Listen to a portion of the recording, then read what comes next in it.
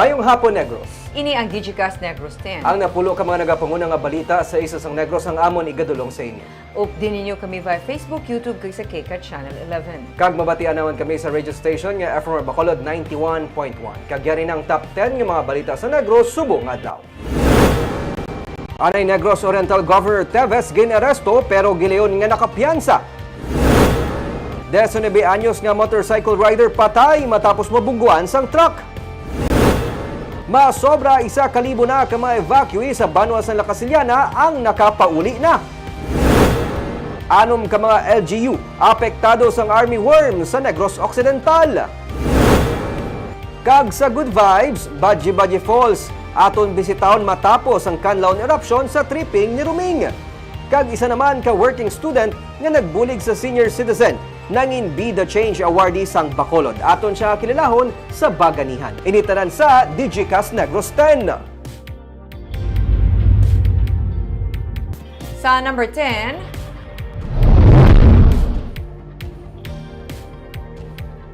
mga sidewalk vendors kag tenants sa Manukan Country ang ginaplano nga isaylo sa syudad sa pag-aarkilahan sini nga duta sa likod sang government center. Nakigsapul na ang katapos ng Committee on Markets sa ang konseho sa mga sidewalk vendors sa palibot sa Bacolod City Government Center. Angot sa plano ni Mayor Albi Benitez nga isaylo sila sa pag-aarkilahan nga duta sa syudad sa Pamilya Gonzaga. Ang duta ang yara lang sa likod sa BCGC. Pero suno kay Councilor Celia Flor, may renta nga pagabayaran ang mga vendors. Ilakip sang syudad sa arkilahan nga duta ang mga tenants sa Manukan Country nga luyag magsaylo sa baylo nga sa temporary facility nga gintanyag sang SM Prime Holdings Incorporated. Dugang pa ni Flor nga sa karon padayon na negosasyon sa tunga sang alkalde kag Pamilya Gonzaga nga amuman ang nag-donate sang duta nga natukuran sang BCGC. Plano sa syudad nga magtukod sa pasilidad para sa mga vendors kag tenants. Kabahin ini sa mga tikang, agud mapaiway ang paggutok sa trapiko sa palibot sa BCGC, ilabi na kun gabi. Luyag man sang alkalde nga mas mapalapnag pa ang Manukan nga kabahin na sang mga atraksyon sa syudad.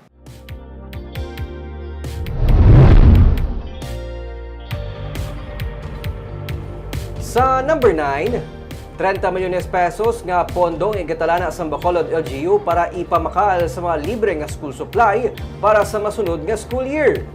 Wala matigay ng pagbakal sa Bacolod LGU sang school supply nga libre kung tani ipanghatag sa mga sobra 72,000 ka mga estudyante sa mga pampubliko nga eskwelahan sa nagigad nga tuig. Inibagod hindi makaigo ang 15 milyones pesos nga budget para sa kinahanglan nga mga notebook kag iban pa nga school supply para sa mga estudyante sa school year 2023-2024. Pero ginsiling ni Councilor Al Victor Espino, pamuno sa Committee on Education sang Konseho, nagtala na ng local school board sang 30 million pesos para ipamakal sang libre nga school supply sandig sa natukod nga ordinansa. Ang pondo ang gikan sa Special Education Fund.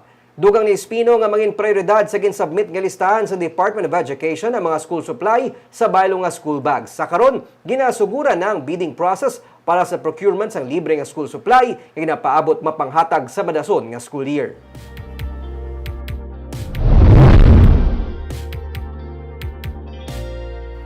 Sa number 8, masobra sa napulo ka mga balay sa Mambulok Creek sa Barangay 2 sa Bacolod City ang ginapakakas ng DRRMO bangod yara sa danger zone. Wala pa makatabok sa Halandon Bridge ang amphibious excavator sa nga City Engineer's Office para mapadayon ang nasuguran nga dredging kag clearing operation sa area sa Barangay 2 sa Bacolod City. Magluwas nga madamo gihapon ang nagakaanod nga basura sa pagasugod sang tig-ululan, may masobra sa napulo ka mga balay nga ginakabig illegal structures ang nagasablag sa alagyan sang excavator. Si DRRMO Head Dr. Ana Maria Laarni Pornan naghinyo na sa City Legal Office kag Bacolod Housing Authority nga mapangitaan paagi nga makakas ang mga illegal settlers nga yara sa danger zone. Target sang DRRMO nga mahawanan ng Mambulok Creek agud nga mapahagan-haga ng pagbaha ilabi na sa reclamation area karon nga nagsugod na ang tig-ulunan. Sa number 7,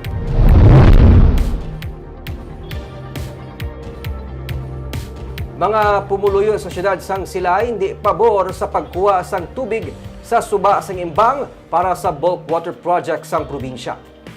Inisuno kay Silay City Mayor Judith Gallego, rason nga mumanang iya nangin panindugan. Pero may ginaduso si Gallego nga tigaylo sa imbang pwede matigayon ng pagkuha sang tubig para sa mga proyekto sa Malago River. Pero sa ubos lang para hindi man maapektuhan ang irigasyon sang NEA. Sunod kay Gallego, sa karon may pagnubo sa level sang tubig sa imbang. Rason nga ginakabalakaan ang mangin epekto sang bulk water project sa mga source man sang tubig. Diri man sunod sa iya nagakuha para sa irigasyon ang mga silaynon. Tubtob sa karon, wala pa maka-isyong Silay SP sang resolution of no objection para sa bulk water project. Pathag ni Attorney Jessa Hinteroles, ang focal person para sa public-private partnership projects sang Negros Occidental, damlag nakakuha ng probinsya sang Certificate of Water Availability gikan sa National Water Resources Board. Nagakasiran nga mayara sang nagakaigo nga supply sang tubig para sa bulk water project. Kag wala na butang sa kompromiso, ang mismo ginakuhaan nga daan nga supply sang syudad sang Silay gikan sa amo nga suba. Suno kay Hinteroles, ang ibang may 34 tubtob 36 MLD o kun million liters a day nga available kag 100 MLD naman sa Malugo. Ang bulk water project nagakinahanglan sang 34.5 MLD. Sa June 27 na ang bidding para sa proyekto. Suno kay Hinteroles, sa legal nga aspeto sarang madayon ang proyekto bisan wala sang rono nga mahatag ang Silay. Ginahikot nilang rono agud to politically manginsulhay ang dalagan sang proyekto. Ang sa ispiya may tindog man na sila, pero ting sa ako niya na pananawa, namo man na, ang sa imbang river niya, una ko yung paano, kingkuhan ko manitangan sa mga pumuluyo pa. Ang mga pumuluyo, ginagawa ng nag-against yun. No, kaya mo muna ako nga tindog, and then, nasa Malugdo, may option niya dira, basta sa ubos na sang kwan, paubos lang sang irrigation balaya kaniya. I cannot be certain, Sir, no, because I have not heard personally Mayor saying that he is opposing. But if the concern is whether they still have enough water to supply for the project, they have enough water. Because we were able to get certificate of water availability from NWRB. This is the first thing that we secured before we proceeded with identifying whether the project is viable or not. Since we have the certificate of water availability from NWRB, that ensures us that Silay has in fact enough water to supply for the project without compromising, the other needs of the residents of Silay, such as irrigation, even the mga pamalay lang bala sa neighboring.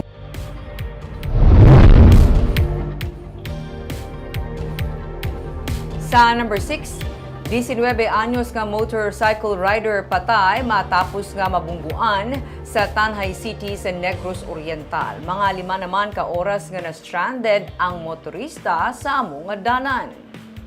Makita pa sa sining nga CCTV video ang pagkabunggo sa isa ka 10-wheeler sa 19 anyos nga lalaki nga nagadala sa motorsiklo sa may highway sa barangay Santa Cruz Viejo, Tanhay City sa Negros Oriental. Base sa CCTV video, naglapaw sa pihak nga lane ang motorsiklo kay may nagpondo nga bus gani nadalasa sang truck ang rider. Sa report ng PNP, nag-overtake ang motor sa nagpondo nga bus kay may nagpanaog nga pasahero. May duha lang ka lane sa dalan gani pag-overtake sa motor na tiyempuhan man nga naglabay ang truck. Patay na sa mag-abot sa ospital ang motorcycle rider. Gin-custody sang Tanhay PNP ang driver sang truck kag sang bus para mausisa. Wala naman sang may iban pa nga nasamaran sa amo nga insidente. May mga motorista nga nagpabutyag nga halos 5 ka oras nga na-stranded sa highway bangod sang amo nga insidente.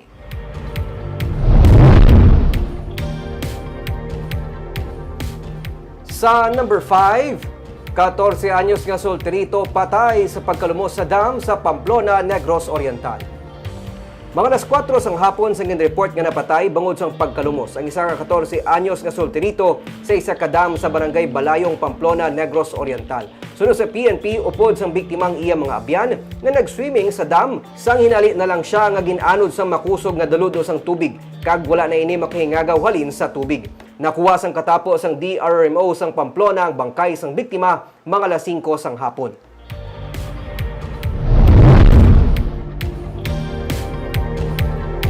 Sa number 4, Anom ka mga banwa kag syudad sa probinsya ang ginreport may kahalitan tugas ang army worms.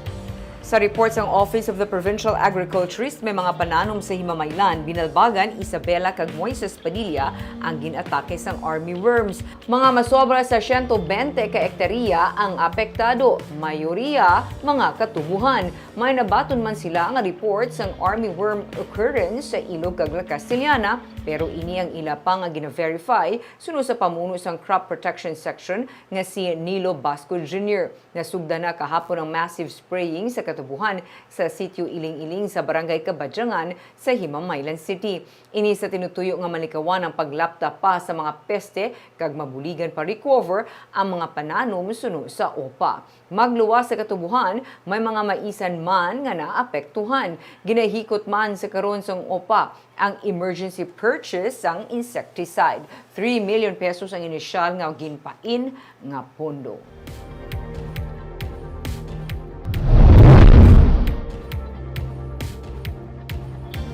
Sa number 3, paghatag atensyon sa ginahinyo sa ginakabig bigger stakeholders angot sa plano nga pag-construct sang bag-o nga Burgos Public Market ang luyag nga paboran sang pamuno sang Committee on Market sang konseho.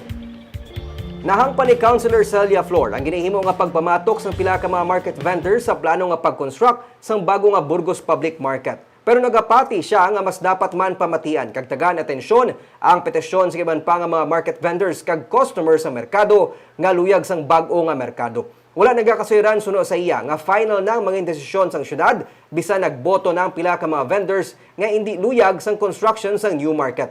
Ginpahayag man sadto ni Mayor Albi Benitez nga iya na lang ibalhin ang 525 million pesos nga pondo para sa Burgos Market para mapakayong Libertad kag Central Market o kung gamito ng pondo sa underground cabling system project. Pero sa may baluan ng petisyon sa iban pa nga mga market vendors kag customers, nagsiling ang alkalde nga posible i-consider niya ang ginahinyo sa ginakabig bigger stakeholders para sa plano para sa merkado. Kadaman sa mga opisyal sa Market Vendors Association, nagapamalabag sa ginaplano nga construction sa bagong nga merkado sa Kahangawa, nga liwat nga maapektuhan ang ila palangabuhian. Gani sa baylo ang pag-repair sang pasilidad, ang ila ginihinyo para sa bagong laman kaayo nga merkado. Sa number 2,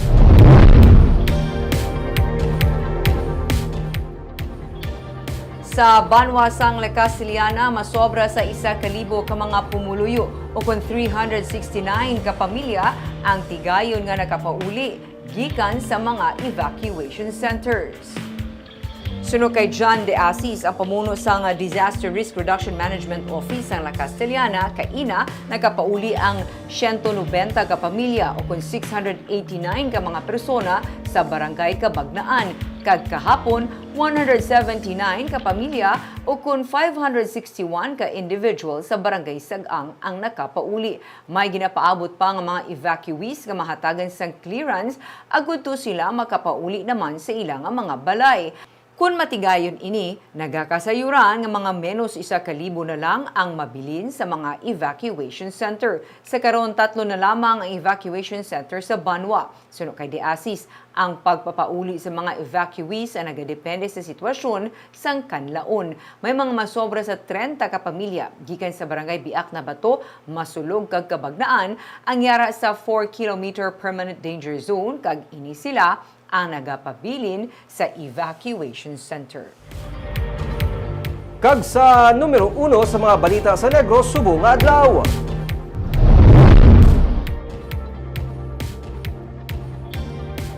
Anay Negros Oriental Governor Henry Pride Teves ang ginaresto sa Dumaguete City pero gilayon man nga nakapiyansa.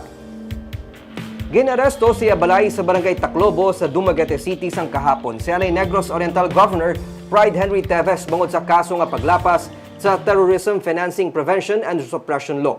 Ang arrest warrant ang gin-issue ni Judge Marlon Moneva sang Regional Trial Court Branch 74 sang Cebu City. Suno kay Police Major Nazareno Emia, hepe sang CIDG Negros Oriental, gintugutan sang korte nga makapiyansa sang 600,000 pesos si Teves para sa 3 counts sang iyang kaso. Nagpiyansa siya sa RTC Branch 40 sa idalom ni Executive Judge Gerardo Pagyod Jr. Dugang pa sang CIDG nga si Teves ang nagpadulong sa ila talatapan sang may baluan nga ginapangita siya sa mga pulis kay may warrant of arrest siya. Si Pride Henry ang utod ni Anay Negros Oriental 3rd District Representative Arnulfo Teves Jr. nga yaraman sa karon sa kustodiya sang otoridad sang Timor-Leste. Gindeklarar sang Anti-Terrorism Council ang mag-utod nga Pride Henry kag Arnulfo Jr. bilang mga terorista bangod sang ila mga kailabtanan sa pila ka mga murder cases sa probinsya sang Negros Oriental.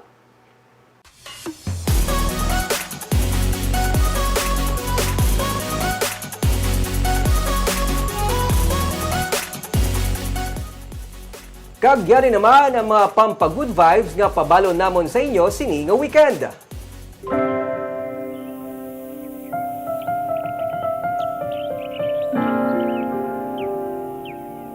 Aton balikan ang matahom nga Baji-Baji Falls antes pa man sang kanlaon eruption sa tripping ni Ruming.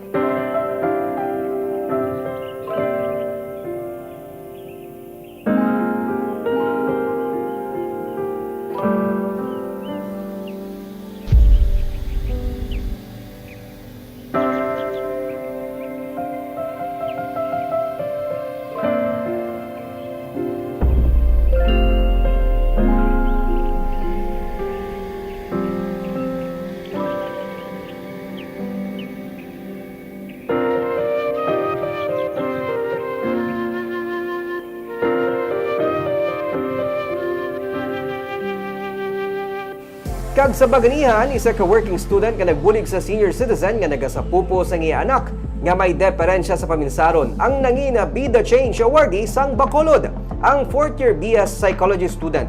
Isa man ka animal rights advocate, aton siya kilalahon sa Baganihan sa Sunday. Barbs, damo pagin no sa mga atraksyon sa palibot sa Mount Caloon nga dapat buliligan naton nga makabangon. And of course, Nick, I agree gid, hindi lamang sa mga naapektuhan, kundi mismo ang pumuluyo man nga naapektuhan, tigayon man eventually gid makareport.